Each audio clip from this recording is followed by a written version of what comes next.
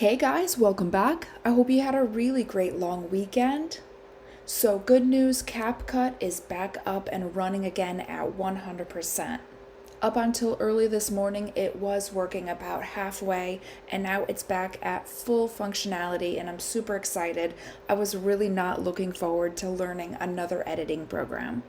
So that is awesome. And what was moving markets last week? So last week we have up on the screen here, and Monday we did open underneath the 4-hour 200 moving average.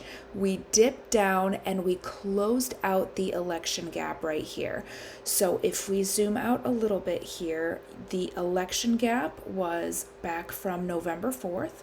And sorry, that was November 6th. And we did have a down gap right here, right before the election, and then an up gap after the election. And we did fill that gap on Monday. From there, we got it back above the 4-hour 200 moving average. And you could see that we were technically oversold here. We brought it back to having a green signal line, then pushed up, and we gapped up for CPI. Inflation data gave us a gap up. We took it up above the 30-minute 200 moving average, and that 30-minute 200 moving average, we did see a drop down right here. This is December 18th. This is where we got the 35 EMA cross underneath the 30-minute 200 moving average. That's when we got that really big drop. Then you could see this 35 EMA has been trading underneath the 30-minute 200 moving average. Then we bounced it on the 4-hour 200 moving average and then brought it all the way back up and got this cross up here on Friday. And really we first saw it on Thursday with a follow through on Friday. So on Friday of last week, after inflation data, we saw a gap up all the way to the top of the implied move, and above it, we got above the 50-day moving average, the 1-hour 200 moving average, and then we saw a squeeze up, and we did close within that next day's implied move, and we did break this downtrend right here. Pretty strong downtrend line here, and we did get above it on Friday. So CPI and the inauguration, two things that pushed us up back above the 50-day moving average and back above the 30-minute 200 moving average with that cross up and follow through. So SPX, same thing over here. We did open with a drop underneath that 4-hour 200 moving average to the penny where we saw that down gap right before the election gap. We did fill that and we bounced right at 57.72. So that was, if we go back before the election gap, we saw that level as support.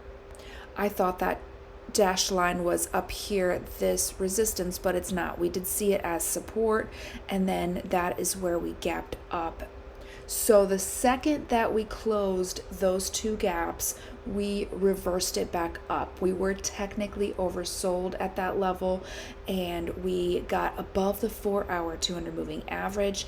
This 35 EMA, you could see that is where it turned around, right above that 4-hour 200 moving average. And then with inflation data, we got it back above. So we got the bearish signal back here on December 18th. 35 EMA stayed underneath with the 30-minute 200 moving average as a resistance. And last week we got it back above. That is a bullish switch. So look to the 30-minute 200 moving average as a support now if we do drop. So we did get above the 50-day moving average on Friday. We gapped up above that 50-day moving average, above the 1-hour 200 moving average, took it all the way to the top of the implied move, and then squeezed higher to the next day's expected move, and we did close within that next day's. So really big week from Monday to Friday. We did see from low to high was 4.14%. So big week. And QQQ, we did see a very similar situation here. So we opened on Monday underneath this downtrend that we've been seeing ever since December 18th right here. So we have been seeing lower lows, and on Monday we got underneath that but reclaimed that. You could see we were very oversold, and that 4-hour 200 moving average and previous support level were just underneath it, and that brought us back up above the downtrend. And then we had inflation data that brought us back to the 50-day moving average. We got above the 30-minute 200 moving average on Thursday. Friday, we saw this level right here, the 50-day moving average, the 35 EMA, the 30-minute 200 moving average as a support, and we bounced there. So we got above it and took it all the way up to the 1-hour 200 moving average and just short of this downtrend resistance right here. So when we did see that drop here, we have been trading in this channel, and we did close just short of that right here. But we also, right here is where we dropped and we got that bearish signal. We did on Friday get the bullish signal right here, and we do just need a follow through. If we can get above this downtrend resistance here, then maybe this 35 EMA will push up and we'll start to see another leg higher. But just be aware of this resistance level sitting right above where we closed. And IWM on Friday, or let's say for last week, we opened IWM on Monday right at the 50-day moving average. We also had an up gap right here, and then we had this long support resistance level at 211. And actually, let me take that to the 5-year chart, show that 211 level, because right here it was support. This was in 2021. Then it did turn into a resistance level for a couple of years. Last year we reclaimed that support and we're hanging right above that level right here. So 211, very important level, and we bounced right on the up gap that is above 211. The 200-day moving average was right there, and it swung us right back up. We got above the 35 EMA, and then with inflation data, we got this bullish signal right here where the 35 EMA crossed back above the 30-minute 200 moving average. We did stay above the 35 EMA for the rest of the week, and on Friday, we did open with a gap all the way to the top of the implied move. The 1-hour 200 moving average was right there.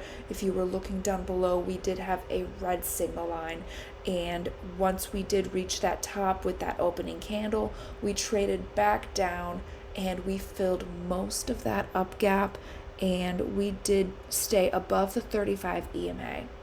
So on Thursday we got the initial bullish signal. Then on Friday we did see a follow through and we did stay above it. So on the technical level we are bullish. We do have this, we aren't 100% bullish because we do have this right here, this red signal line, but we do have an initial bullish signal, at least within the moving averages. So look to this 35 EMA and this 30-minute 200 moving average as support if we do drop underneath the 35 EMA. And we do still have this double gap right here to close, this down gap and up gap, and we are going to fill that at some point. But we also will see this 30-minute 200 moving average likely as support for now, so we might fill this at a later time. And with that 1-hour 200 moving average, with that momentum facing down like that, it may not be too long before we fill that. And definitely this red signal line. And then DIA, lastly we have DIA, and DIA had a huge move last week. From bottom to top we did see a little bit over 4%, 4.25%, and we did open Monday right here, and we took it straight up from Monday, but we did open right above the weekly 35 EMA. Let me switch to that time frame. This is the 1 week candle, the weekly candle, and we did bounce right here on this 35 EMA on the weekly time frame. I cannot stress how important the 35 EMA is. on every single time frame. And last week, that is where we bounced, and it's a huge level. We do have a red signal line, so it is very possible that we break that. We're very overdue for a trip down to the 200-week moving average. But as far as last week, the level caught us and we swung right back up. We started the week at that level and we were technically oversold, which gave us a bounce right here. We also had a green up gap, two green up gaps right here, and that 35 EMA. So big stuff underneath where we opened, which brought us back up above the 35 EMA. And then inflation data got us back above the 30-minute 200 moving average. The 35 EMA crossed back up, and you could see we did see that cross down right here. This was December 11th, right before we had that really wild, slow controlled sell-off and then drop. So we saw that signal right here, and then we got the bullish signal right here, which got us back above the 4-hour 200 moving average, is hiding right behind the 30-minute 200 moving average. And then that 35 EMA pulled back up, and then we got a follow through on Friday. So we did get a bullish signal here, and we did open with a gap up on Friday, taking it above the 1-hour 200 moving average. And then we saw resistance at the 50-day moving average. And so we opened on Friday up here, pushed above the 50-day moving average, and then towards the end of the day, we got back underneath the 50-day moving average and closed underneath it and closed quite overbought. So really wild stuff. So CPI and then the inauguration really pushed us up higher, and with big earnings starting this week, let's see if we can hold that 50-day moving average. And so that is a recap of last week, and I am heading back to bed. I'm going to get a few hours of sleep more before markets open, but I should have today's trading ranges out on TradingView right before markets open, or maybe a little bit after, but they will be up there. And have fun today, trade safe, make sure you take profits when you're up, and I'll see you guys tomorrow night.